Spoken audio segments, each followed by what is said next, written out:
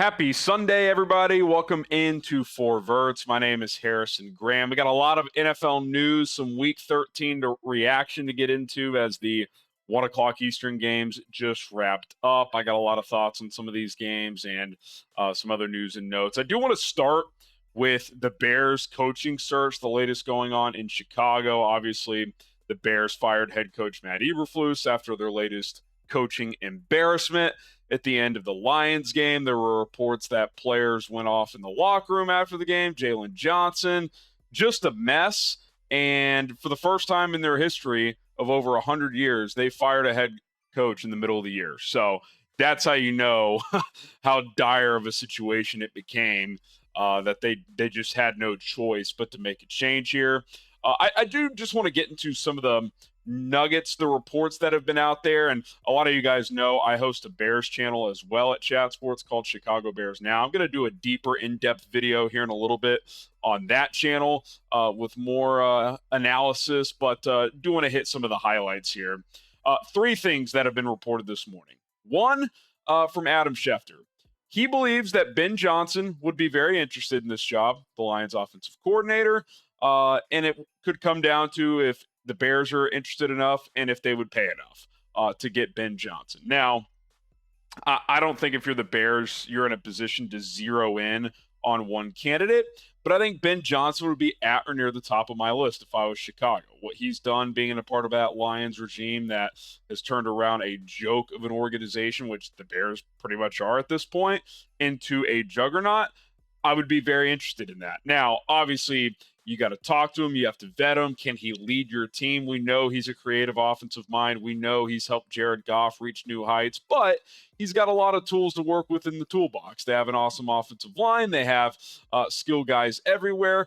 Goff, even if he has helped elevate him to a new level, isn't some scrub that he inherited. Like, there's a lot to play with there if you're Ben Johnson. So I think you would feel good about his ability to work with Caleb Williams in the Bears offense. Can he lead the entire team? I think that's like a big, not necessarily a question mark in terms of, he can't do it, but a thing you have to figure out. Like, is he that type of guy? Because the second report we've heard this morning from CBS Sports Jonathan Jones is that Poles wants to hire, Ryan Poles, the GM, a leader of men type of coach. And that's unclear when it comes to Ben Johnson. Now, it doesn't mean he's not. It just means that Dan Campbell's the alpha in that building.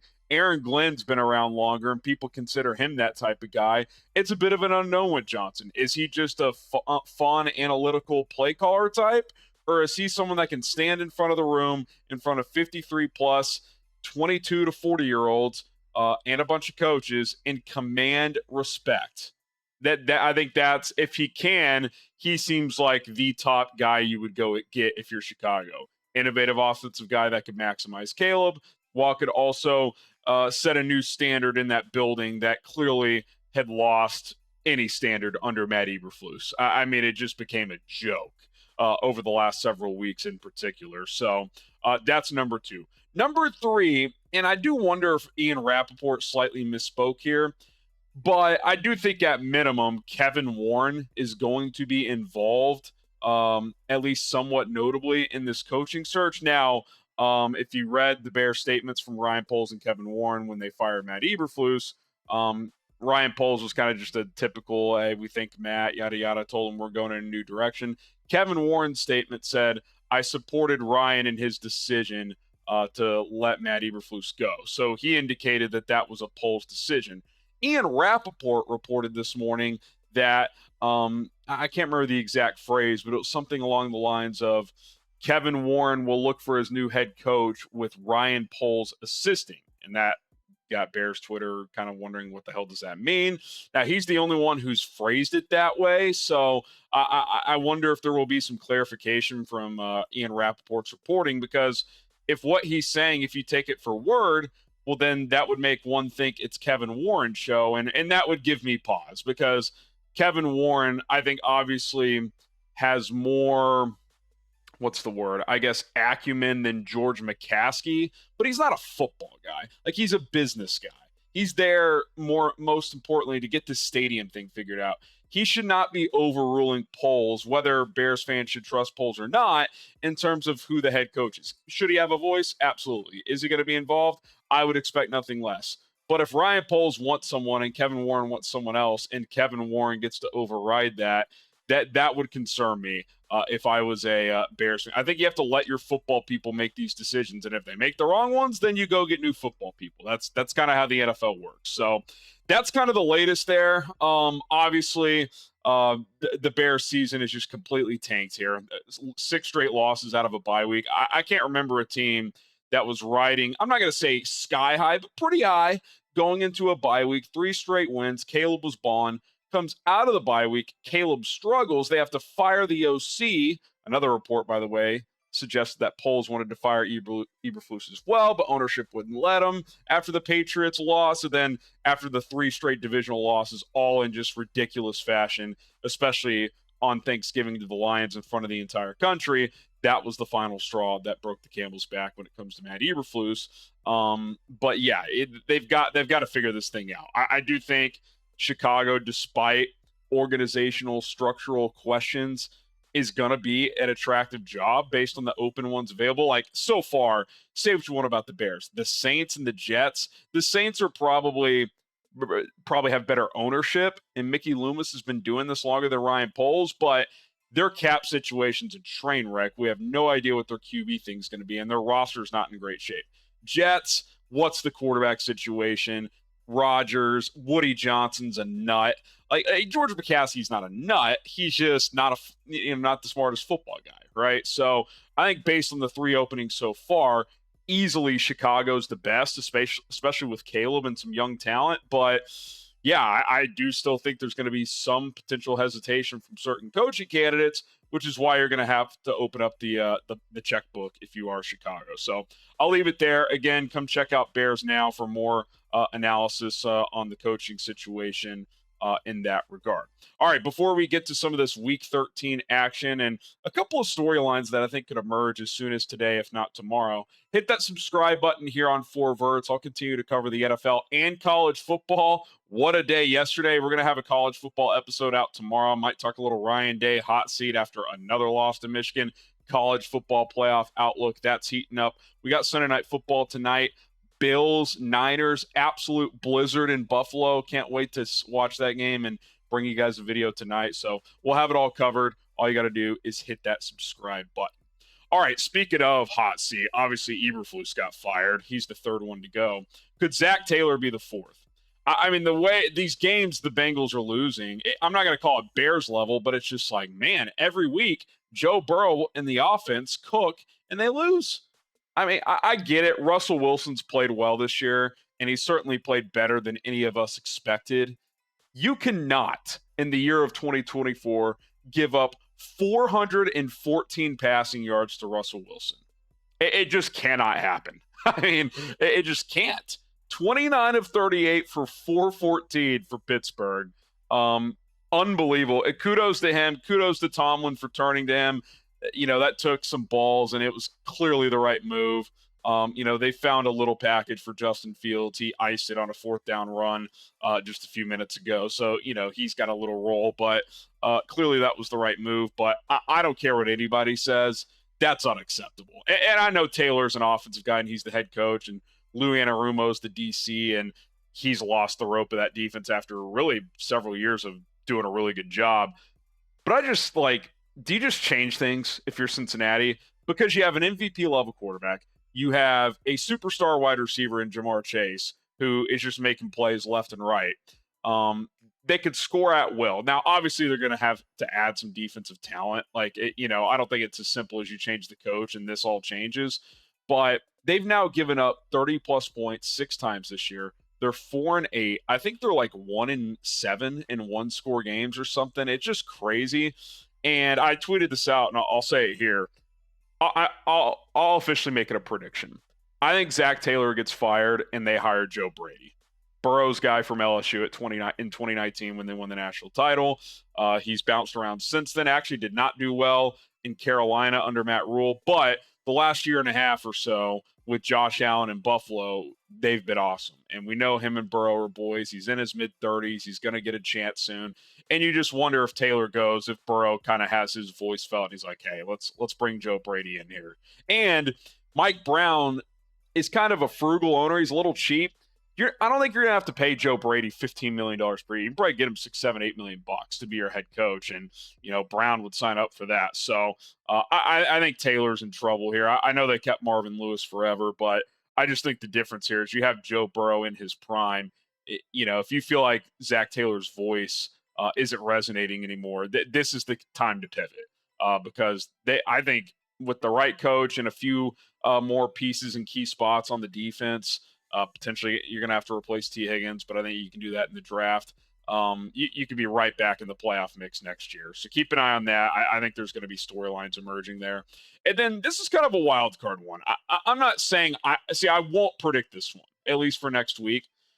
But if you're the Falcons, do you consider benching Kirk Cousins? Because 3 weeks ago, the Falcons were 6-3. The Bucs were 4-6. Maybe even 3-6. 3-6, 4-6, whatever it was. And it felt like they're like one win away from this division being over. They're now one Bucs win away from this being tied atop the NFC South 3 weeks later. And by the way, if the Saints win today to get to 5-7, they're playing, let me check, the Rams right now, and they're up 3-0 early in the game, 5 minutes left in the first quarter.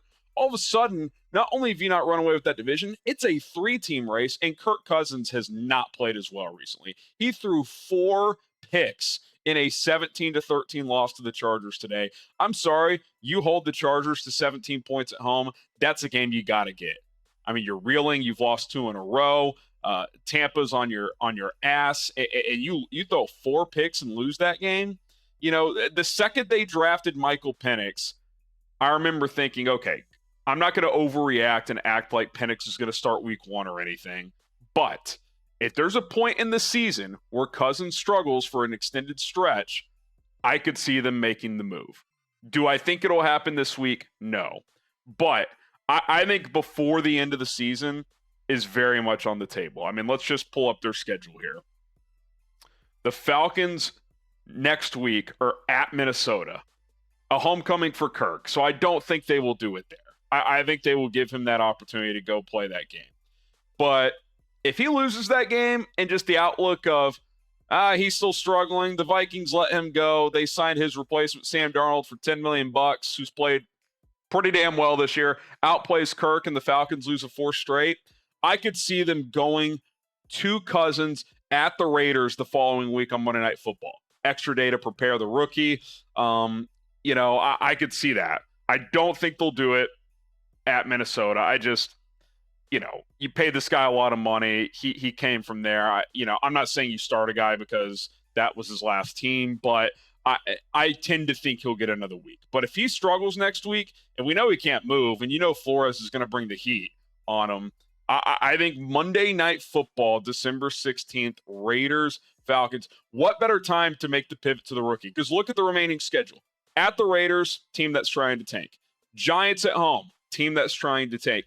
At Washington, who won today, played a lot better, but has not been playing its best football recently. Panthers at home. So not only is it kind of an easy transition for the rookie, I shouldn't say easy, easier than if it's like, hey, we're going to throw you in the fire against Flores next week. You're also not punting on the season because maybe Penix gives you a spark and say you win 3 of those 4 games. Let's say you're 6-7, you lose next week. You win 3 of 4, 9-8. That still might win you the division. Atlanta is going to have the tiebreaker over Tampa. They swept them in the regular season. So I just think next week's kind of do or die for Kirk. If they lose in Minnesota, I think and he struggles, especially if that happens, I think there's a 50-50 chance they would go to Michael Penix the following week, kind of get him this final month of the year, and then he's the guy moving forward, and they trade Kirk to insert team in the offseason. There will be a team or two that's willing to take him on because after next year, his contract, it's kind of like the Daniel Jones Giants deal. It's a 4-year deal for $180, but after year 2, the dead cap numbers aren't crazy. So I could see a team throwing a middle round pick at Kirk. second, third round pick, maybe conditional third that could turn into a 2 to the right team. I don't know what team that is, right now. Would the Raiders do it? I think they're just going to draft a quarterback, but there would be someone out there that would take a flyer on them. And I really think we're one more bad performance away from that potentially happening. All right, before we get out of here, appreciate you guys tuning in. I took the last couple days off. I was with family for the holidays, so hope you guys understand. Just some quick scores around the league. I don't know what's going on with the Texans. 23-20 over the Jags, and that included a missed Jags field goal in there. They're gonna win the AFC South. I think they're 8-5. Although the Colts won today, so only 2 games back. But Houston has the tiebreaker. They scream one and done. Whichever AFC team gets the 5 seed, I will be putting money on that team to beat the Texans. CJ Stroud hasn't played as well this year. I think Bobby Slowick, his stock has fallen significantly. They don't block well. I am sure. I mean, the Jags lose Trevor Lawrence early in that game. It's 23-6 Houston midway through the fourth, and Mac Jones drives down twice to cut it to 3. I mean, that just can't happen. I mentioned Washington. They get back on track after 3 straight losses. They hammer Tennessee 42-19. I got to tell you, some of these Titan games, we're going to look back at this season, they just go off the rails. I mean, that game's 28-0 or whatever, 28-7 before we can even blink. I mean, what is going on there? It's just crazy how these games get out of control for Tennessee. Looked like the Jets were going to beat the Seahawks for a while, but Seattle storms back to win 26-21. Big win, too, because with the Cardinals losing 23-22, late Sam Darnold drive, Arizona falls to 6-6. Seattle improves to 7-5. So the Seahawks on top of the NFC West. And then the Colts and Anthony Richardson, they drive down late, touchdown on 4th down. Steichen goes for 2. Richardson plows forward on a quarterback run, 25-24 over the Patriots. Ain't pretty, but found a way. They're 6-7, and if the Broncos lose, they're off this week. But if they were to lose next week, fall to 7-6, Colts still very much alive for that final playoff spot in the AFC. So should be a fun finish there. Other games going right now. I mentioned the Saints. They're beating the Rams 3-0 right now, early second quarter. Bucs lead the Panthers 7-3 into the first quarter, and then the Ravens, game of the day right now. That game just kicked off with the Eagles 3-0. Justin Tucker field goal 6 minutes in to that one. And then Snowmageddon tonight. Bills, 49ers, absolute blizzard. Brock Purdy is going to play for San Francisco. That's going to be fascinating to watch. This kind of feels like the Niners' last stand. If they lose, they fall to 5-7. With Seattle at 7-5 now, that's going to be tough, especially San Francisco's schedule the rest of the way is difficult. And for Buffalo, they're trying to keep pace with the Chiefs for the number 1 seed. And remember, they beat the Chiefs head-to-head. So if they end up with the same record, the Bills could take the number 1 seed in the AFC this year. And then what do we got on Monday night? Oh, never mind. The Broncos play Monday night. They play the Browns. So if the Broncos somehow were to lose to the Browns, and Jameis, he can make things weird. You never know. They'd fall to 7-6. Colts would only be a game back. So that's a big game for the AFC playoff picture, no doubt about it. All right, my name is Harrison Graham. Thank you guys so much for tuning in to 4 Verts. We'll have a video after Sunday Night Football tonight. So hit that subscribe button. We'll see you soon.